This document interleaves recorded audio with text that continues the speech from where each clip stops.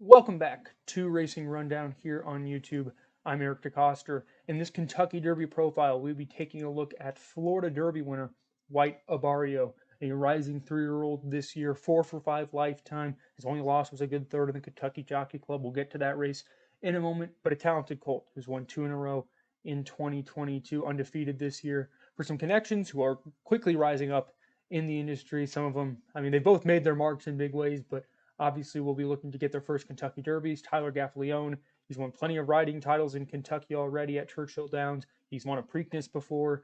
He's still looking for that first Derby win from a couple rides. This is his best chance yet. Savvy Joseph Jr. makes his second trip to Churchill Downs for the Kentucky Derby with White Abarrio. He had one in 2020, the COVID September Derby with New York Traffic, who was a good horse.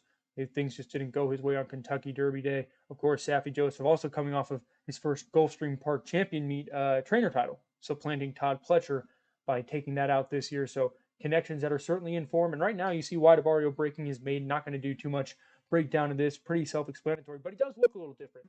Not the silk she's been wearing for the C2 Racing stable, not the Saffy Joseph white bridle and yellow reins. He was actually privately purchased after this win, and it's pretty evident why, given this huge margin of victory. He was a $40,000 2-year-old in training purchase, who then, before that, he was even a $7,500 yearling. So they pinhooked him for an okay profit, but obviously not a huge sale here, a kind of a bargain, if you will. And now, of course, he's turned into a Grade 1 winner, Grade 3 win on top of that, and is a leading contender for this year's Kentucky Derby. So a great little rags to riches story here for White Abarrio, the horse himself. We're going to pass over that second career start of White Abarrio's and move on to his graded stakes debut, the Kentucky Jockey Club. Quick recap of that allowance win, non-2 in October at Gulfstream. It was going a mile. He won by 4 lengths, went wire to wire that day. Very impressive fashion. Earned an 81 buyer, same exact number he put up on debut. Now here in the Kentucky Jockey Club, he's in that orange cap, blue silk, same ones I'm sure you're accustomed with. In between horses, he goes out and showed some good speed early on, but the 5 Howling Time certainly had a bit more early gas than him. So he's going to tuck in now and stalk. And we saw him do that very well in his maiden win there. The maiden win is always so much different than what the horse eventually develops into, but you knew he could kind of rate based off that, and he's doing a good job here. Maybe tugging a little, but right there you saw the rider just kind of drop his hands. So you know that means the horse is settled. I think early on he was pulling, but then he finally got into a good rhythm. It's pretty noticeable. The 2 horses to the outside of him are your ultimate winner and runner-up. Smile Happy's 3 deep, I guess 4 deep now on the track, moving up in that red cap. And in between horses, the orange sleeves and the green is Classic Causeway. Of course, both prominent horses on this year's Derby Trail. Smile Happy will be there. Classic Causeway's poor performance in the Florida Derby is also there. Knocked him out of Kentucky Derby contention, but nevertheless, he's a good horse and he's moving up. You see White Abarrio is being asked here on the inside.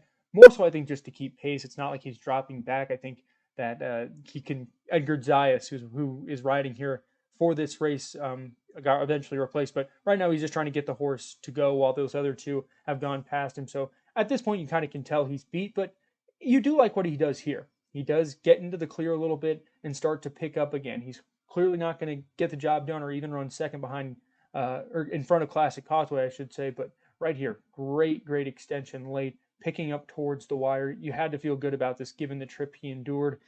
Further back, you see Call Me Midnight there, eventual winner of the Lecomte. So great back class from this race and a great effort. Even though he was well beaten by Smile Happy, galloping out very strongly there, you couldn't help but be impressed how he was able to rate inside of horses, stalk, and then switch to the outside when necessary, and pass horses late to get up for third. Now, this was White Abarrio's coming out party for sure here. The Grade 3 Holy Bull on February 5th, facing a very good field of Simplification and Mo Donegal and a couple other decent horses in there. He was 6-1 as the gates went off, gates opened.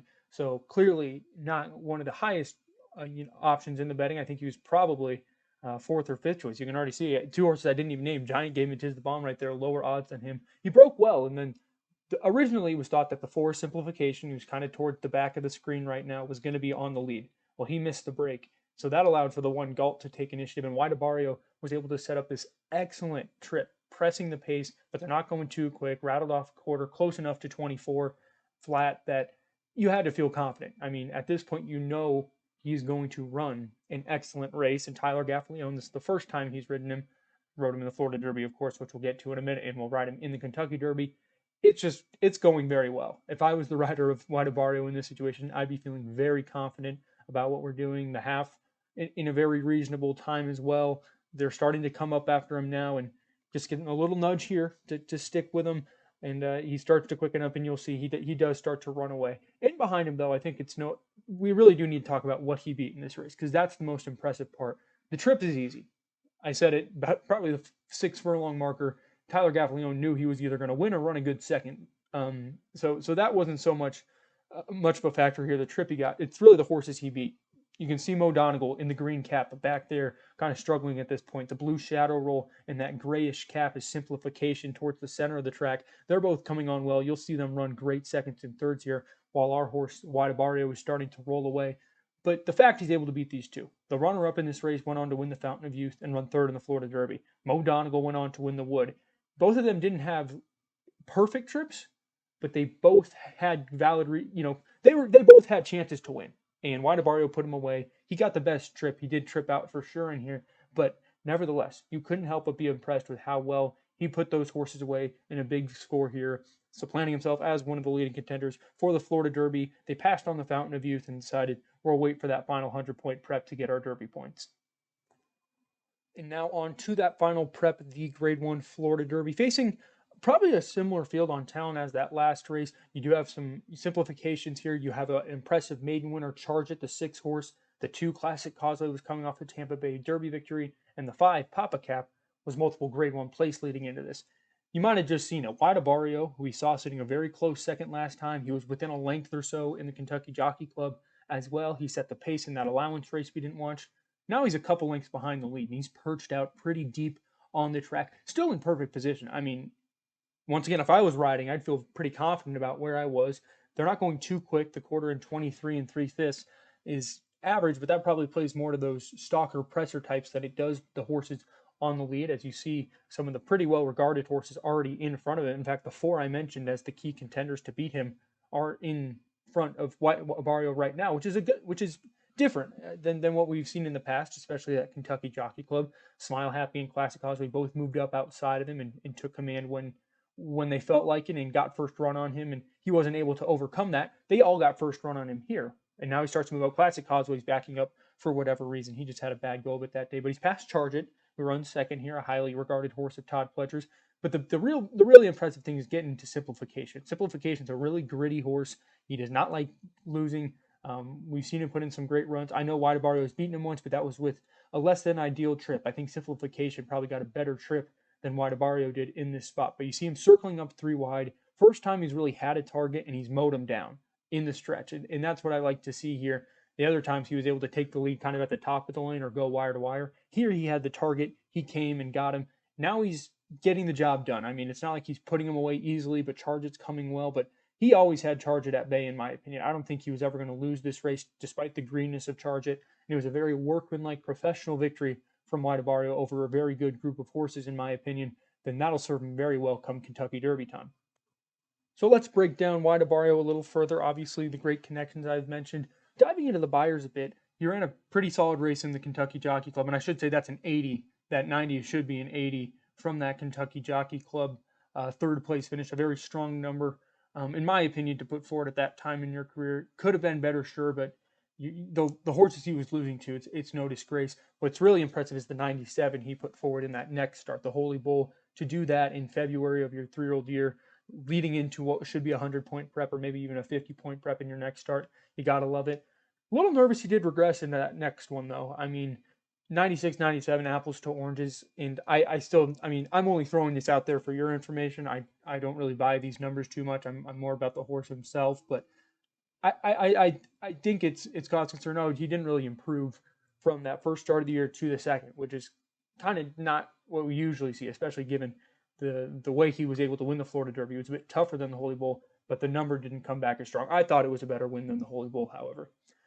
All in all, the pros, he's undefeated this year, and that's kind of been a recurring theme of recent Derby winners is being undefeated in your 3-year-old year. Obviously, the last 2 years are a bit different, but nevertheless, putting together wins has been a common theme of Kentucky Derby winners in the past decade, and that's going to bode White Abarrio very well heading into this. His wins over quality horses, I went through a lot of them, beating Simplification and Mo Donegal in the Holy Bull is huge.